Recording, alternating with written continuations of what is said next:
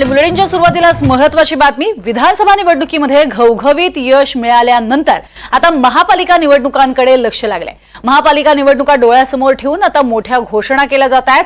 132 जागा जिंकणाऱ्या भाजपने आता मुंबई आणि आसपासच्या महापालिकांच्या निवडणुकांसाठी कंबर कसली आहे। केंद्र सरकारने मुंबईसाठी रेल्वेच्या 3 योजनांना मंजुरी दिली आहे। त्यानुसार मुंबईतल्या उपनगरीय लोकल सेवेत 300 नव्या गाड्यांचा समावेश करण्यात आलेला आहे।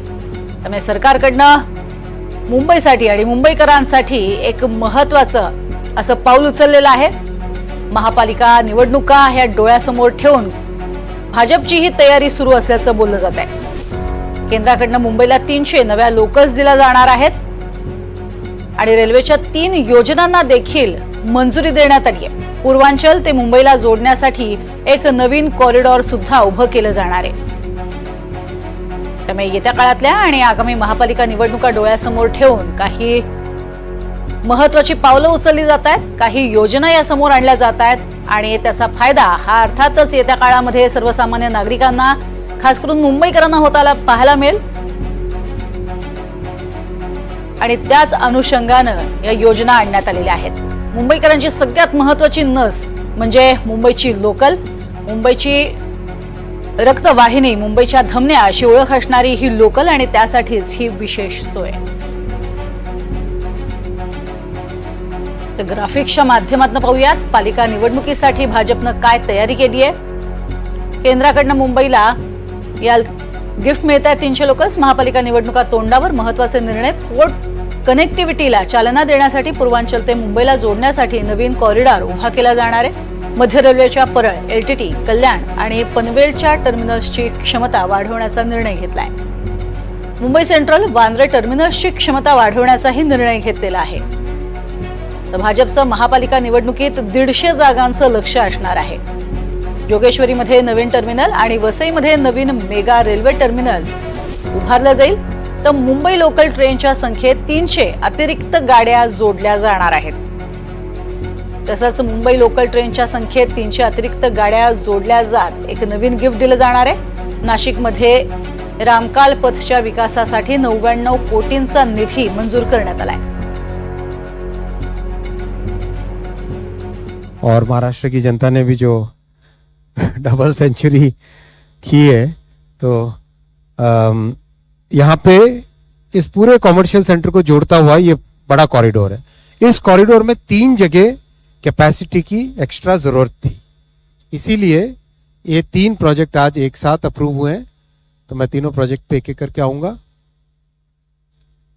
सबसे पहला प्रोजेक्ट है मनमाड से जलगांव 4th लाइन। ये है 160 किलोमीटर्स की। ये इधर से मुंबई है, जेएनपीटी, डोलवी, रोहा, वाड़वन, मुंबई, ये सारे के सारे इधर से आते हैं। यहां से मनमाड और मनमाड से ऊपर फिर भुसावल, जलगांव होते हुए भुसावल। ये कॉरिडोर बहुत इंपॉर्टेंट कॉरिडोर है। इसमें 4th लाइन आज अप्रूव हुई है। 160 किलोमीटर का ये रूट है। 2773 करोड़ रुपए का इसमें इन्वेस्टमेंट आएगा। 8 करोड़ लीटर डीजल साल का बचेगा इस प्रोजेक्ट के कंप्लीट होने से। अगर ये इतना ही कार्गो रोड्स पे जाता तो 8 करोड़ लीटर साल का डीजल एक्स्ट्रा जलता।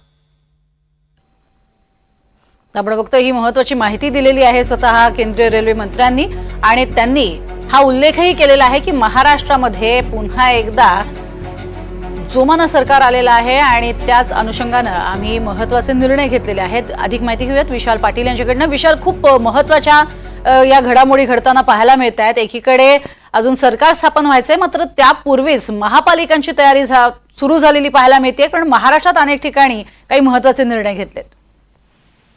नक्कीच प्रज्ञा, ज्या पद्धतीने आपण पाहतोय केंद्र सरकारकडून जे निर्णय घेण्यात आलेले आहेत आणि महाराष्ट्राला जो निधी देण्यात आलाय त्या अनुषंगाने जर आपण पाहायला गेलं तर मुंबईला मोठा निधी देण्यात आलेला आहे। जवळपास 7,927 कोटींच्या प्रकल्पांना मंजुरी देण्यात आलेली आहे। 300 लोकल ह्या मुंबईच्या रेल्वेमध्ये सहभागी असणार आहेत आणि 2 मोठे टर्मिनल हे उभे केले जाणार आहे। त्याचा अर्थ स्पष्ट आहे, तो म्हणजे भाजपकडनं आता महानगरपालिकेच्या दृष्टीनं ही तयारी सुरू झालेली आहे। आपल्याला माहिती आहे की कित्येक वर्ष भाजपला मुंबई महापालिका ही ताब्यात घ्यायची आहे, तशा पद्धतीनं भाजपनं रणनीती सुद्धा मागच्या निवडणुकीत आखली होती। मात्र काही जागांमुळे ही महानगरपालिका भाजपच्या हाती आली नव्हती. मात्र यावेळेला कोणत्याही परिस्थितीत महानगरपालिकेच्या जागा जिंकायच्याच अशा पद्धतीचा मानस करून भाजप कुठेतरी तयारीला लागलेले आपल्याला पाहायला मिळते. याच अनुषंगानं हा निधी जो आहे हा देण्यात आलेला आहे. एकीकडे महायुतीचं सरकार बहुमतानं राज्यात स्थापन होत आहे, दुसरीकडे महानगरपालिकेच्या दृष्टीनं हे निर्णय घेण्यात येत आहेत.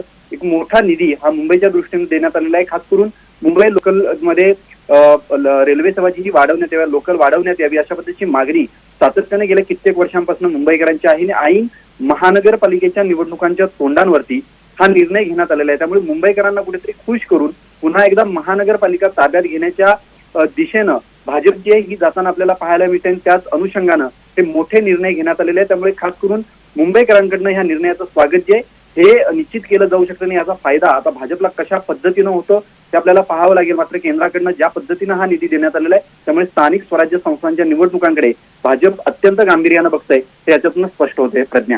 नक्कीच विशाल तुर्तास धन्यवाद या संपूर्ण माहितीसाठी.